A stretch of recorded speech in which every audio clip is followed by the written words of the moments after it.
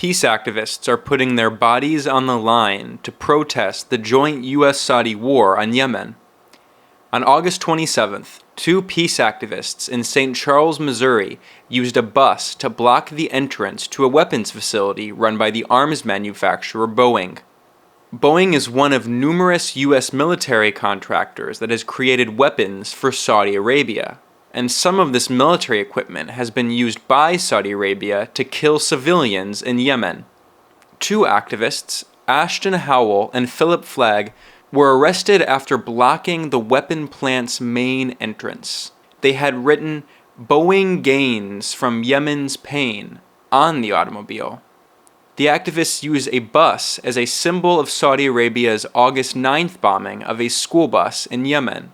In this brutal attack, Saudi Arabia killed at least 40 children and 11 adults and wounded another 79 civilians, all with a US-made bomb.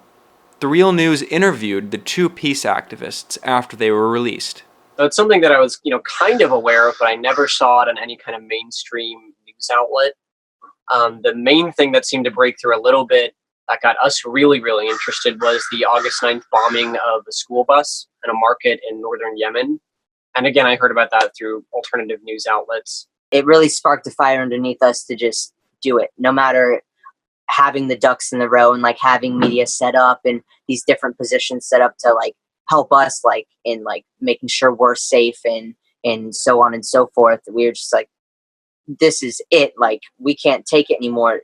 People are dying, and we just have to do something about it. I found out by actually Facebook, the picture of Donald Trump holding the poster board of with the Saudi representative with all these arms that we were selling them and intelligence. So I was like, whoa, what is that? And then we noticed that it was one of the planes was built in St. Louis, Missouri, in with X amount of money transaction, and we were like, whoa, we're in St. Louis right now. That's perfect. And we just started more honing in on that issue.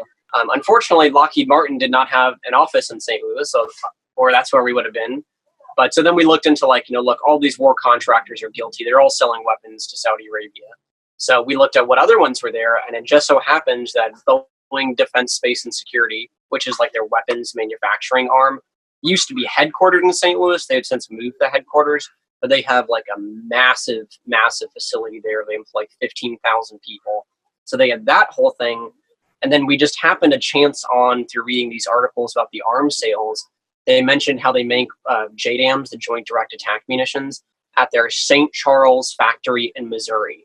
And St. Charles is just across the Missouri from St. Louis. It's just kind of the west suburb of St. Louis, really.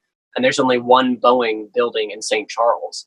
So just through that thing, we happened to find out exactly where those JDAMs are being made. We knew the exact building, or the exact facility it was. And we also happen to know that they were selling those weapon systems to Saudi Arabia.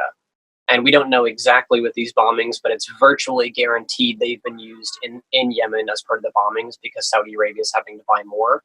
Mm-hmm. But we happened to find out just exactly where we needed to be deploying the bus. They have one main entrance to that facility also. Others were closed off but could be opened, but there's only one regular entrance, so it was even more perfect. The bus could go right across the road, cut it off. So we got really lucky with that piece of information, but Boeing just loves to brag in the press about their weapon sales. So thanks for that information, Boeing. We appreciate it. The activists said they were excited to hear that their protest was recognized inside Yemen, which is under constant US-backed Saudi bombardment. Multiple Yemeni journalists and activists thanked the two for their act of solidarity.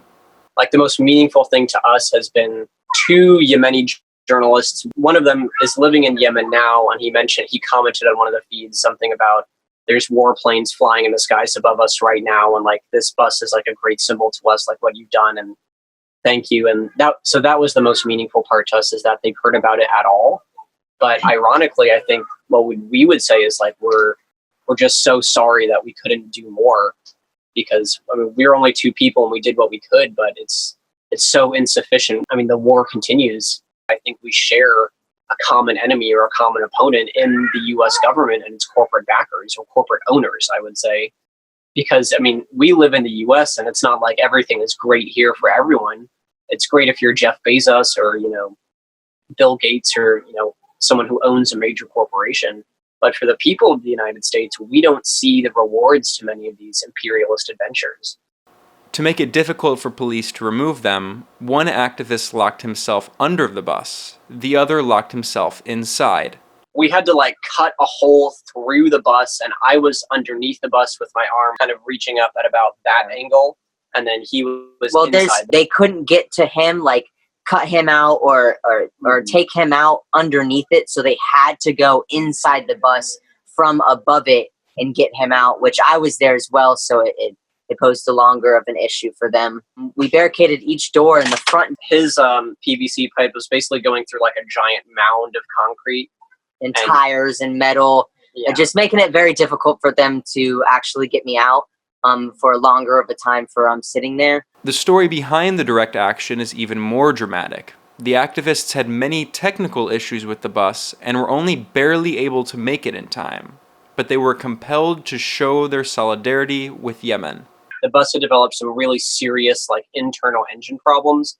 We tried to get it fixed. We'd spent actually all of our money trying to get it fixed. And by the end of that process, the mechanic said, all right, if it wasn't this thing and it wasn't this thing, you have internal engine problems. You need a whole new engine. And at that point, we're broke. Well, Ash had the idea, brilliant idea on the way down. If the bus is going to go out, we might as well send it out, deployed in an action, as opposed to just selling it, because that's just, more capitalism.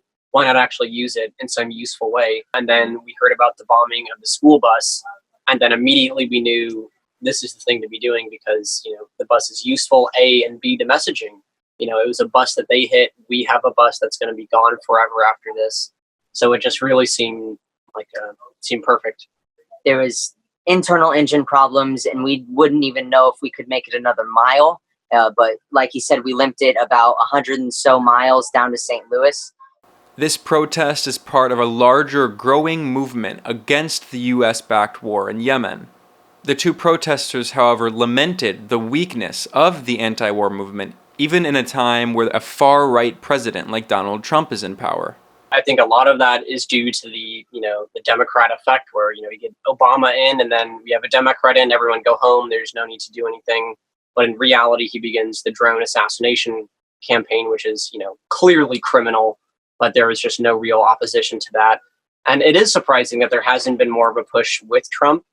Why that is, I'm not exactly sure. But I mean, it's the American public is doing very little about what's going on right now. And it's extremely unfortunate. And I think it is, frankly, because of the Obama administration. I mean, I think that's what the Democratic Party exists to do, is whenever there's serious popular opposition to something, you just channel that outrage into these, safe channels of, okay, well, we got to be serious and get people elected, and the blue team is going to beat the red team this time, and the good guys are in. We can all go home. Professionals are taking care of it. But I think that basically took the wind out of the movement, and why it hasn't come back since then with Trump, I'm really not entirely sure. I mean, it doesn't make any sense. It should be there. There's opposition to his other policies, but I think maybe, frankly, it could be because his policies are really a continuation of Obama's policies. And so, if you're a mainstream liberal at home, it's well, it's just business as usual on that front. So no need to get involved. Nothing wrong here. We're just continuing to murder people all over the world for their resources. And that's just, that's the U.S. Reporting for The Real News, I'm Ben Norton.